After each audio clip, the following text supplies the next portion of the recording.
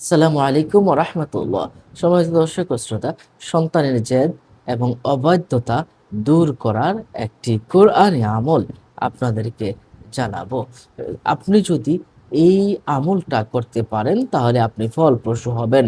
তাবরানী শরীফের ৬৪ নম্বর হাদিস শরীফে রাসূলুল্লাহ সাল্লাল্লাহু আলাইহি সাল্লাম থেকে একখানা হাদিস বর্ণনা হয়েছে, যে রাসূল সাল্লাল্লাহু আলাইহি সাল্লাম ইরশাদ করেছেন, যে ব্যক্তি গৃহপালিত পশু এবং সন্তানাদি তাদেরকে কষ্ট দেয়, যে ব্যক্তির গৃহপালিত পশু হ্যাঁ, তাকে কষ্ট দেয় এবং সন্তানাদিও তাকে কষ্ট দেয়, স্ত্রী, সন্তান, পুত্র, কন্যা, এরা তারা যদি আপনাকে কষ্ট দেয়, তাহলে রাসূল সাল্লাল্লাহু আলাইহি সাল্লাম বলেছেন তার কানে সূরা আল ইমরানের ৮৩ নম্বর আয়াত পাঠ করে ফু দিবেন, দুই কানে ফু দিবেন।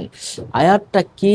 আফা গায়রা দীনিল্লাহি ইয়াবগুনা ওয়ালাহু আসলামা মান ফিস সামাওয়াতি ওয়াল আরদি তাওআন ওয়া কারহান ওয়া ইলাইহি ইউরজাউন।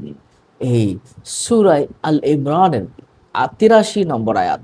সূরা আল ইমরানের ৮৩ নম্বর আয়াত আপনার কোরআন শরীফ দেখে আপনি খুঁজে নেন। এটা পড়ে আপনি কিভাবে পড়বেন দেখেন, আপনি কপালে এভাবে হাত দিবেন, মাথার সামনের দিকের কপালে, হ্যাঁ, এইগুলো কপালের চুলগুলোতে ধরবেন ভালো করে, ডান হাত দিয়ে ধরবেন, ডান হাত দিয়ে ৭ বার পড়বেন, আফা গায়রা দীনিল্লাহি ইয়াবগুনা ওয়ালাহু আসলামা মান ফিস সামাওয়াতি ওয়াল আরদি তাওআন ওয়া কারহান ওয়া ইলাইহি ইউরজাউন। এভাবে ৭ বার আপনি পড়বেন। ৭ বার পরে আপনি মুখের ভিতরে ফু দিবেন, তারপর ২ কানে আপনি ফু দিবেন। এভাবে লাগাতার আপনি ২১ দিন পর্যন্ত আপনি করবেন। কোনদিন যেন বাদ না হয়। ২১ দিন করলে আপনার সন্তানের জেদ, আপনার সন্তানের যে খারাপ অভ্যাস, বদ অভ্যাস, অবাধ্যতা চিরতরে দূর হয়ে যাবে ইনশাআল্লাহ।